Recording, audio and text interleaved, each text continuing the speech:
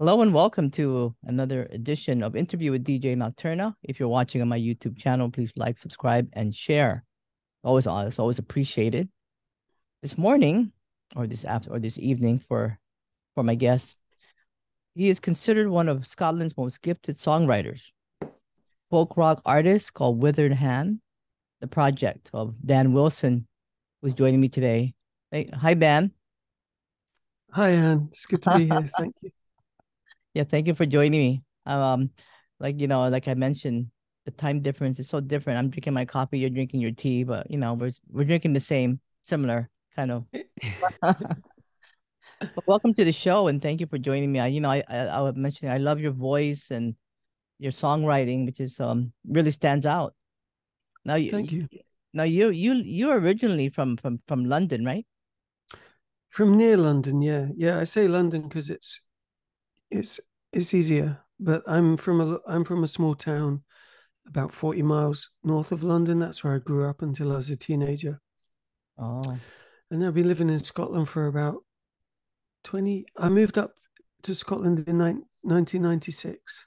oh, what brought you to So, Scotland? a relationship actually. So I Oh, moved here for a relationship that was a long distance relationship for a year. And oh, then I was kind of thinking I need to move there, to be with that person who's actually now my wife. So oh, so so it was well worth the trip. I think it I think it at the time of speaking it was worthwhile. Yeah. Yeah. So now you made Scotland your home, and Yeah. yeah, and from what I heard, I mean, you got some really good stuff. I know you. Tell us how you began as a songwriter. I know that your guitar. You play the guitar. Yeah, I play the guitar and I write songs and I came to singing quite late, I guess, compared to some folks. I was a pretty reluctant singer. I think I started singing around when I was age 30, like just kind of at home. And Oh wow. I was in bands, like messing around with guitars, like in a couple of bands and from growing up from like teenage years. But I was really reluctant to sing, like I was always the guy who wouldn't do the backing vocals that were kind of wanted, you know, you know what I mean? So yeah, I kind of came to songwriting as a supposedly grown up, like in my Mhm. 30s. And yeah, yeah. And before that, I was just a shy, drunk guitarist sometimes. So you were shy. Is that why it took so long to like? I mean, I wouldn't say it's too long. That's not really long. 30 years old is Um, like that's the height of it's, a lot of people. The height of many things that happen. yeah, I think you're right. But I guess what I mean is, um, I didn't I didn't see myself as being someone who would write songs, Mhm. um, because I didn't sing. Oh. Yeah, I guess that was the long and the short of it. And yeah, I guess growing up, I didn't have any confidence in my voice. I was often chastised for having a high voice or a soft Oh, voice. that is great. And So, what do you think triggered that moment when you realize, oh, I can sing and I'm gonna do it? um, actually, I kind of got into a kind of music that was encouraging for me. Like I would hear voices that were kind of not mainstream voices, like idiosyncratic voices, Mm-hmm. of musicians that I liked. And I mean, like things like Daniel Johnston, and Jeffrey Lewis. And also there was a scene in New York that I was kind of fanboy about it. Like in the early days of the internet, I'd be like on the forums, and Huh? I was like, as a fan, but it started to encourage me to try to write and sing. People like Major Matt Mason, USA, Mm-hmm. they're pretty obscure, but they're very valuable for me, to feel like there was a community of people who just, in that kind of punk way of just doing stuff Mm-hmm. without worrying too much about, you know, the other stuff. Yeah, so I was really encouraged by some scenes that were going on, even in my own town. You know, there was a promoter called Tracer Trails. Mm-hmm. Um, there was a woman called Emily who was putting on shows in the back of cafes and church halls and kind of like spaces that weren't venues. Mm-hmm. And I'd go to the shows and be like, "Oh, this is amazing," and and I think I found that also encouraging because some of the artists who were coming through, like Little Wings, and from the States, and um, Alistair Roberts from Glasgow, and trying to think of other ones off the top of my head. It's a long time ago, but Oh. basically there would be like a whole load of music that I felt like, hey, maybe I could sing, a little bit. So I started to experiment with writing songs when my wife bought me an acoustic guitar for my 30th birthday, Oh and a wow. couple of years after that, because I was talking about getting rid of all my. I had a couple of electric guitars that I'd had for a long time or whatever, and I was thinking by that time I had one. Did I have one child or two? I can't remember. Anyway, we had young children in the house. So I was like thinking, I'll get rid of all this music stuff because it was always like linked to pretty kind of wayward behavior in my life doing the music stuff. And I thought, oh, it's time to just, put that dream down. And and my dream honestly was just, like playing electric guitar and noisy stuff. So kind of Maybe like rock. clearing a room, you know what I mean? Yeah. So Yeah. those early days with electric guitar, was it more like in the more rocky in the rock more Yeah, like rock genre? Yeah. yeah, more like art rock, I was kind of doing it for two reasons. One, to kind of break through the shyness and stuff. And so I would drink and go on a stage. That was a big win for me, like even just doing that. And then we would make a noise, confrontational noise often.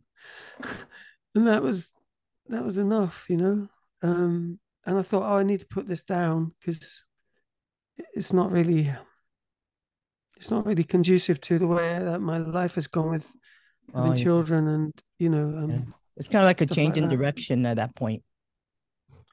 Yeah, I think so. It took me a while to catch up with it, but yeah, it was definitely a change. And also, I think I think all the time music has been like sort of stringing me towards like a healing thing, but Oh. I've been kind of late to catch on to it. I think I've been like, Hmm. catching up with Yeah. it. Yeah, So it definitely is healing for sure. yeah, yeah. It's healing. Yeah. It's healing. But I sometimes think I've been the last person to realize in the room, Uh-huh. what's going on. So tell us about the name of your stage name. How you came up with that. It's interesting. Withered Hand. Yeah, yeah. People people were asking me about that in the past when I started to get some interest in my music. And the story that I've always told, and I believe this still to be true, is that when I was first starting to do the early songs, Mm-hmm. it was me and my guitar, right? And a kind of really wobbly, scared voice, and not really Oh, together with the strumming and all that.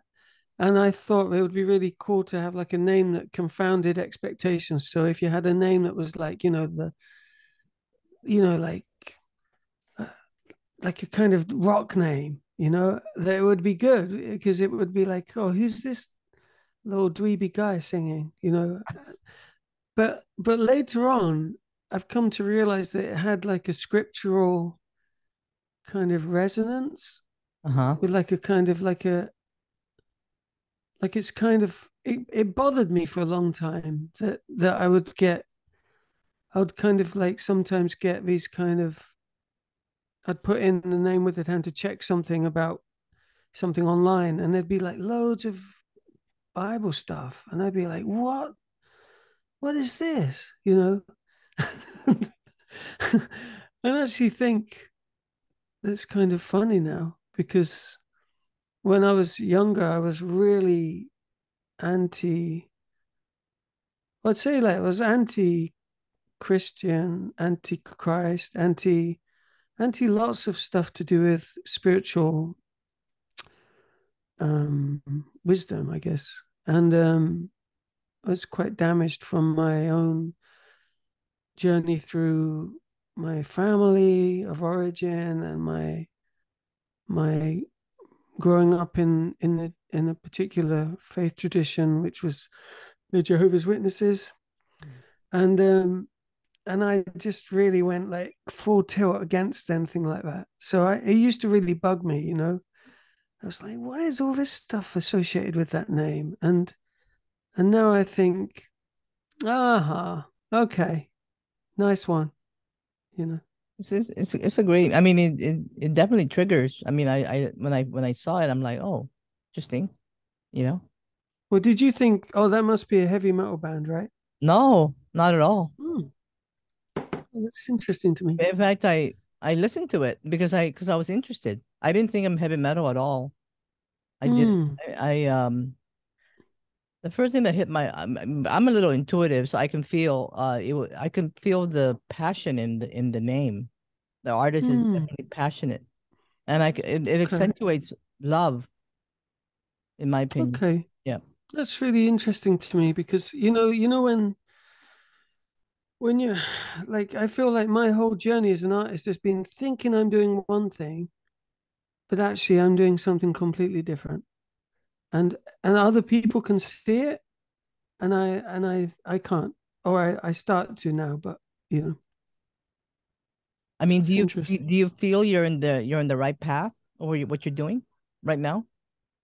Yeah. Yeah, it's Yeah. good. Yeah. Yeah. I feel like I'm in a good path. Yeah. I feel like I'm doing what I've been called to do. Yeah. Oh, yeah. So your debut album came out in 2009, right? It's Mhm. called Good News. Yeah. So what was the theme behind that album? Well, I mean, so I started to perform those wobbly songs in the really early ones, like in the backs of cafes and at these strange kind of community type gigs that I mentioned in town. And I became friends with a little cluster of musicians who were also doing the same thing locally. Mm-hmm. And between us, we managed to kind of cobble together band versions of the songs that I'd written, you know. Yeah. And we got a small grant from the Arts Council here, which is now called Creative Scotland.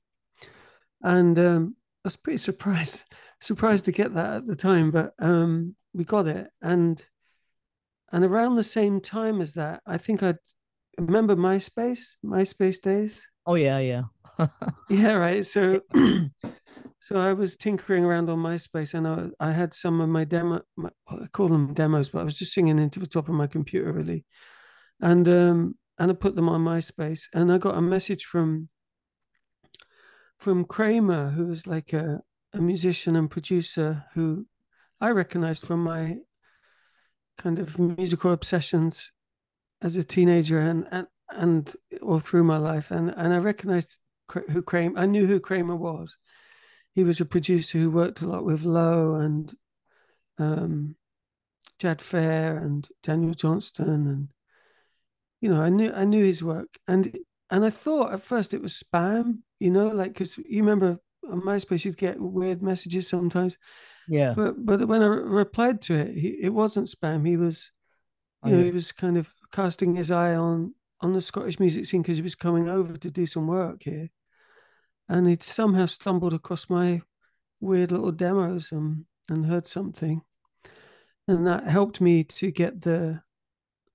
kind of get more sort of get the idea of making a record, which I might not have had otherwise. And so it all kind of coalesced around this time, and we just made that record in my friend's bedroom mostly. My drummer friend at the time, and I didn't. I just had people that I knew and who were friends from that scene who are still friends now, and for example, we didn't have a bass. I didn't know anyone who played the bass, so there's no bass on that record. It was that kind of thing. It was Oh. like, well, I just use the people that are here, and we'll make it together.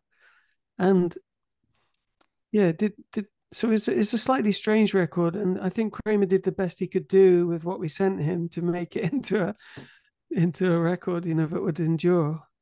Um, but but yeah, that's the story behind it. And around that time, I'd had a friend die, a friend who had become a father at the same time as me. His name was Paul, and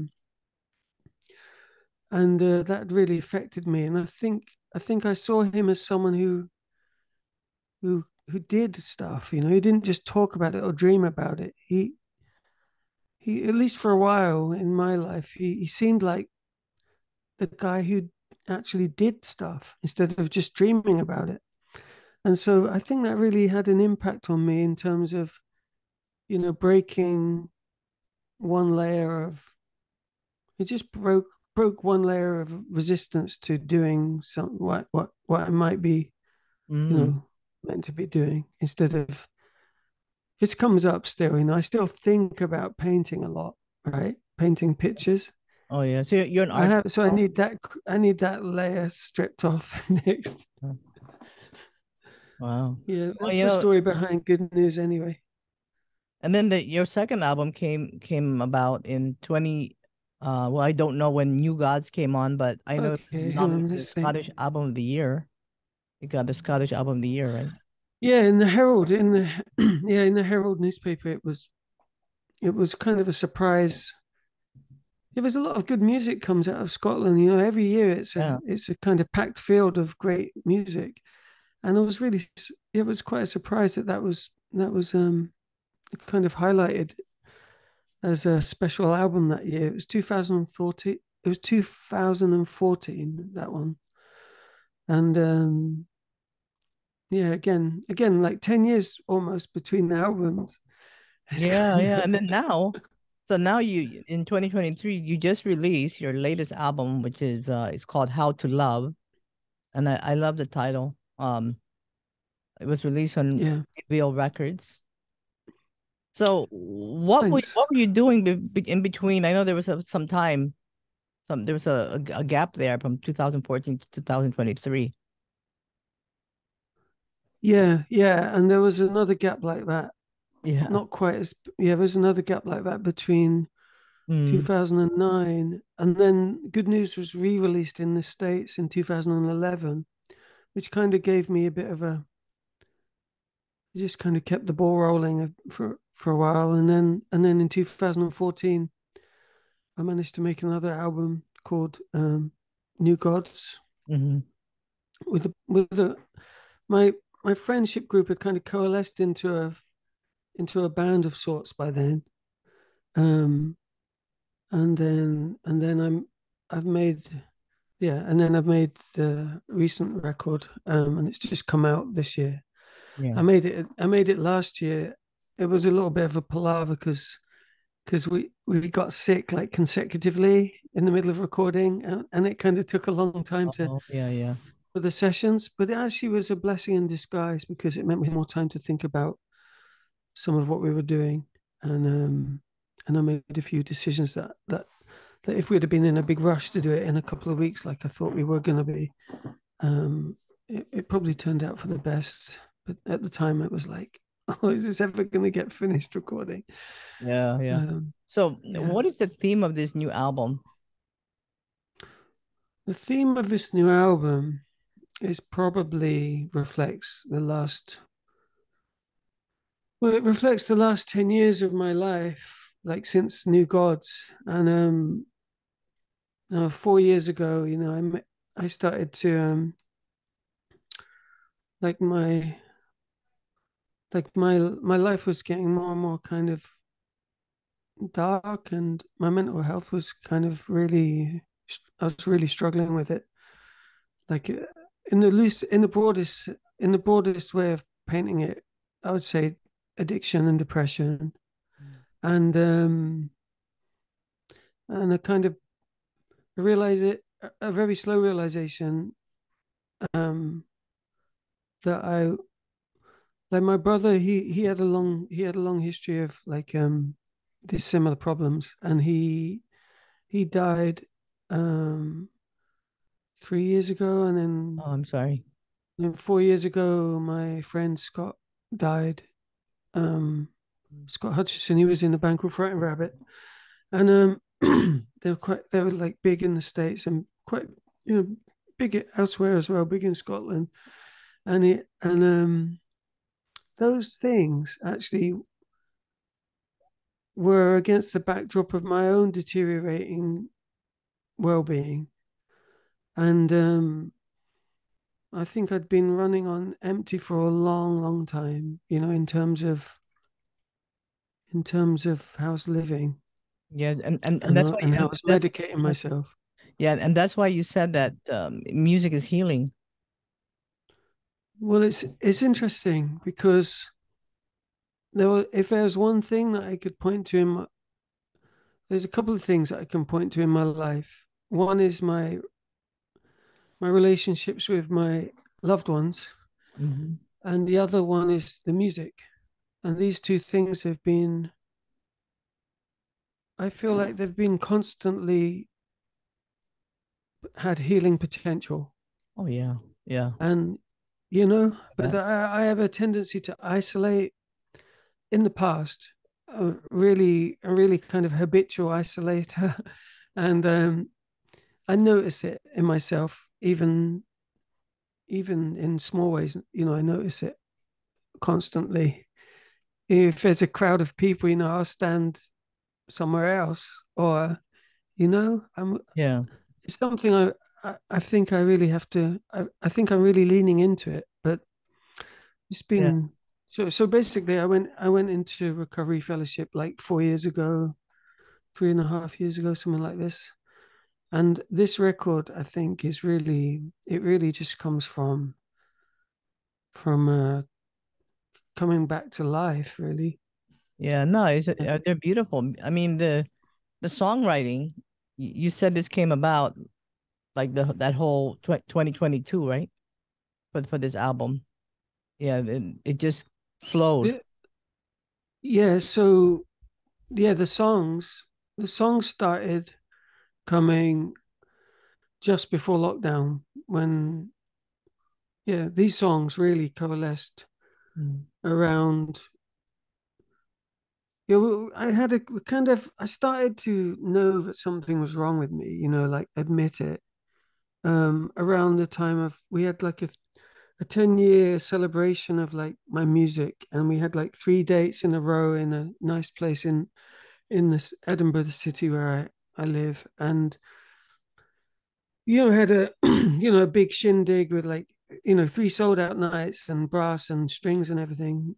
And around that time, I did write a couple of songs, one of which is on the record. And since then, I think those songs just came through me, like that. I was more available to them.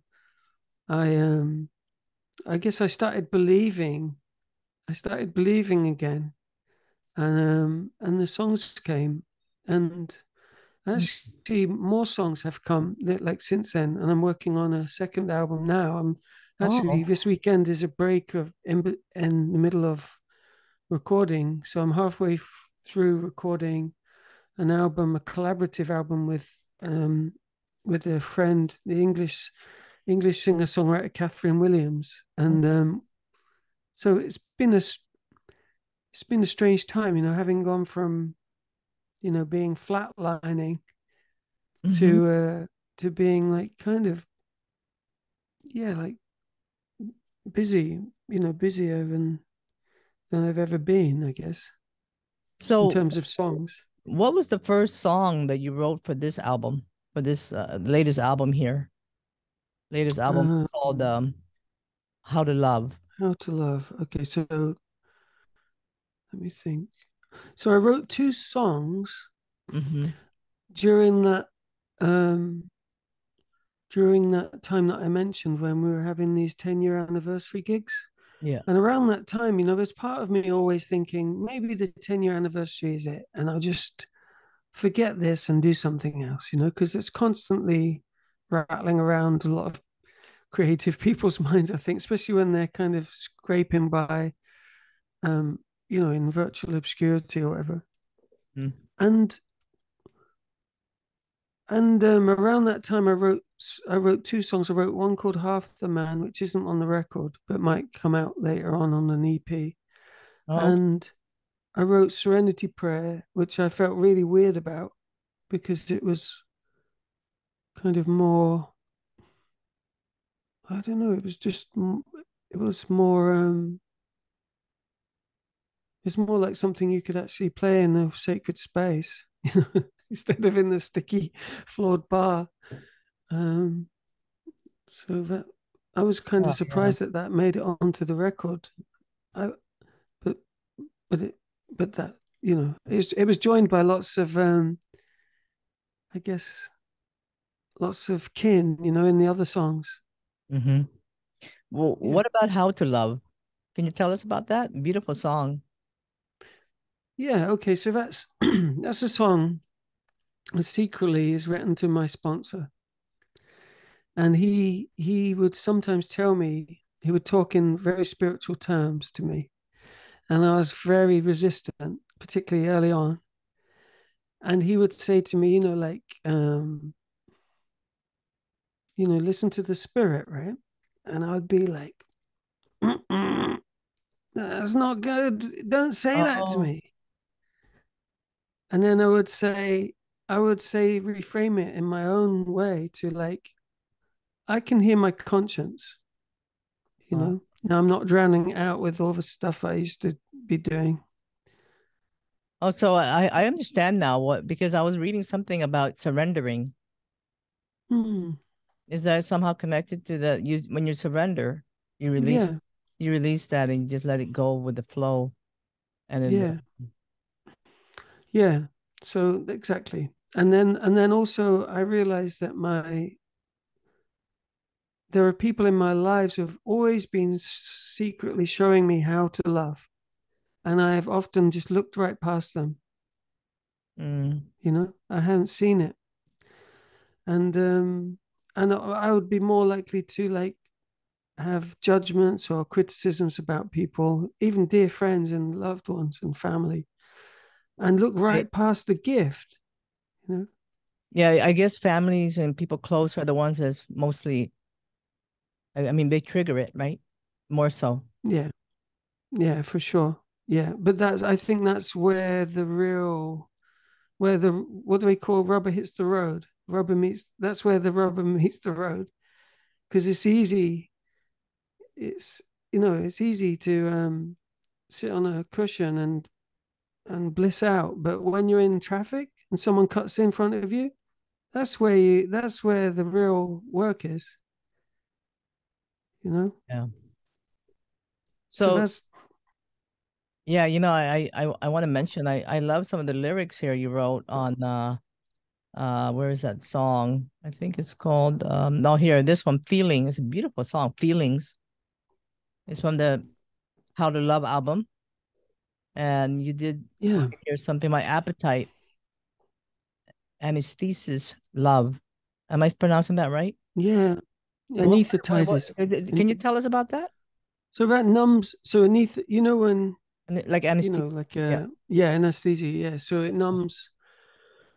So what I'm writing about there is the problem. What I'm writing about there is my problem, and Oh, that's why it's the first song on the record because that that song is giving away what I perceive to be my problem in my life. And and I've I've for a very long time been trying to deal with my feelings, you know, and often it means numb them. Mm. And I've found from an early age, I found like lots of different ways of sometimes elaborate ways of doing that. And that's what that song is really pointing to. I don't really want to kind of talk too much about the song because people bring their own things to the Oh yeah, songs. yeah, yeah, yeah. But But I don't mind saying to you about that. yeah. Anesthetizes. That so what I'm saying is numb. So I'm saying that my appetites, I when they're out of their natural place, Mm-hmm. I can be using them to numb out. Beautiful. That's it. It, Thank you. yeah, the lyrics are really well written, and I pay attention to the lyrics, so Mm. Yeah, I can tell. Yeah. it's a beautiful song. So this latest album released already. People want to check that out. You can find it, of course, on your Bandcamp page, right? As well as you have a website. Yeah. Your website Yeah. is witheredhand.com, WitheredHand, and your Bandcamp page, Withered Hand. You can find your previous music and releases, and Yeah. there's a collaboration here with your producer, right? It was With produced Tony. by Tony Coogan, right? Yeah. On Reveal Records, and it features other. And then you also work with Mark Freegard. I'm not sure if Mark Freegard, yeah. Yeah. So he's really so I worked very closely with Tony on the last two albums, New Gods and How to Love. But Mark Freegard is a friend of Tom at Reveal Records, and he got involved with some of the radio edits. So he's kind of he's in the story, but he's kind of incidental to the story, you know, in terms of just tidying things to a level that to a duration that the radio want, and he yeah. did that very skillfully. Yeah. Do you want to do a just tell us a little bit about who's involved in the making of this album? I know there's several people. If you want to mention who they are. I Yeah, know. sure. With the new album, yeah, yeah. So it's my band. Like, so it's Fraser Hughes on bass. There's Pam Berry on backing vocals. There's Owen Williams on drums, and Malcolm Benzie on guitar, and Peter Liddell on keyboards. And then I've got a couple of guests. I've got Kathryn Williams singing on Crippled Love and Misery and Company, and I've got Kenny Anderson. He's a kind of hero and mentor of mine and a good friend, and he's singing on a couple of them. Like still, I think he's singing on Still Quiet Voice Oh, and Crippled Love as well. And I love yeah, that triple love. I love that. yeah. Thanks. I think of myself as a kind of, you know, I'm when it comes to love, I'm learning to walk. You know, I'm Oh yeah, learning yeah. all the Well, time. we learn every time we love, right? We we do, Every right? experience is different. Yeah, so I But can. it's a Oh, beautiful thing to be yeah, on the path of learning about that. yeah. Well, I mean, we And can never stop learning, right? well, we can turn away. We Yeah, can not learn the lessons that we're that are in front of our faces. yeah, Yeah. yeah.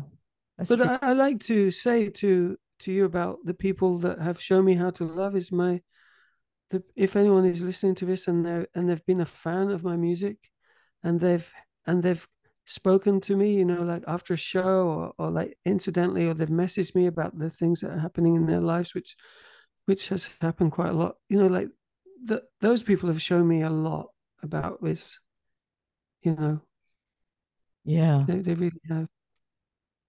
yeah. Wow. Now, some of your songs were picked by MTV and the British series, I believe it's called Skins, the TV series, right? Yeah. Which songs were that? I have to think. I think Skins was two songs off. I think there was a song off New Gods called Heart Heart that they used in an episode. Mm-hmm. And I think they used a song called No Cigarettes off the first album Oh, okay. of Good News. Yeah. Yeah. In different, I think they're in different episodes. I'm not really super au fait with the show, but I know that briefly I was hip in my house because my kids were like, "Oh wow, you're in Skins," but I gather it's not current anymore, so I'm just back to being dad. Oh, wow. Yeah, you're a Yeah, wonderful songwriter. Big shout out to Shameless Promotion PR, for yeah. always. Sean has been doing a great job. Yeah, Yeah, totally. Well, I really appreciate you coming on the show and talking a little bit about your music, and we hope to have you back again when you have that new album coming out pretty soon. thanks Yeah, very much. I'm looking forward What's to it. what's the weather like in Hawaii today? Oh, I haven't gone outside yet, but it looks pretty. It's sunny. It's it's Oh, it's nice. 8:40. It's 8:40 in the morning. Have you been here? No, Oh yeah, I've never been to Scotland either, but I want to. It's such a beautiful country, from what I heard. it's very beautiful. Yeah, but bring a raincoat. Just like England, right? Yeah, yeah. It's where. Well, when you come here, you bring your t-shirt and slippers. Is that so? No, or you can buy it here. You don't have to bring your own slippers from there, but you can. I mean, yeah, because you go to the beach. Oh, yeah, it's very Yeah, different the lifestyle. the Yeah, I beach like the that. beaches are not as they're not cold and windy like other places. I'm sure they're more Yeah, and they're you tropical. So you wear you like what you're wearing right now. okay. Yeah, Nice. yeah. Unless it's raining and Nice. rainy time to come, but usually it's not raining. You see Well, rainbow. you see rainbows. Yes, every day, just Is about. it true? Neil Young lives there, right? Is that right? I You know don't that? know. I don't know. Yeah, I Neil Young. think, and Ram Dass lived there, right? I don't know. I mean, I know a lot. I mean, they secretly live somewhere, and I know that some amazing artists have properties in our neighbor islands, Yeah, and they're smart. yeah. They're really smart. Yeah, was one called Maui? Is it called Maui? Maui, I yeah, think. yeah. Yeah. Investing in property in Hawaii is a smart thing to do. It's not my game, but thanks for the tip. No, but That's good. coming to Hawaii is also a smart thing to do. Well, maybe I will do that in this lifetime. Maybe not. We'll see. And then, not in this lifetime, huh? Yeah, that's true. Yeah. Yeah. Anyway. Well, anyway, thank you so much again for coming on the show. I really had a great time. Now I understand a lot more about your music, and Cool. thank you for the enlightenment and the little backstory. Oh, thank you. Thanks for listening. I Of appreciate it. course. All right. So again, that's Withered Hand, Dan Willson, and his latest album, How to Love, was released on Reveal Records. And if people want to check that out, you can always find his website, which is witheredhand.com, or his Bandcamp page, the same name, Withered Hand in Bandcamp. All right. Thank you so Thank much. you. And if you're watching this, please like, subscribe, and share. Make a comment if you like on my YouTube channel. Thank you. Thank you. Thank you, Dan.